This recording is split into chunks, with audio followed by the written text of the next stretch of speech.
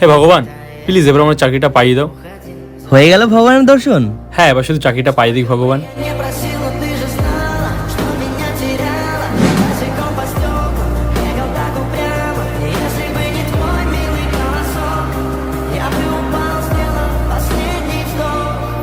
কি হলো, চাকরি পেয়েছিস? হ্যাঁ ভাই, চাকরিটা আমি পেয়ে গেছি। এনে। ভাই আমি কিছুদিনের ভেতরেই দিয়ে দিচ্ছি। আরে ঠিক আছে, কোনো ব্যাপার না।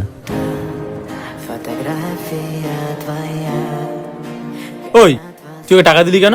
তুই জানিস না কেমন ছেলে, তোকে শুধু দরকারের সময় মনে করে। তুইও তো ওটাই করিস, শুধু দরকারের সময় ভগবানকে মনে করিস। কি হলো, দাঁড়িয়ে গেলি কেন?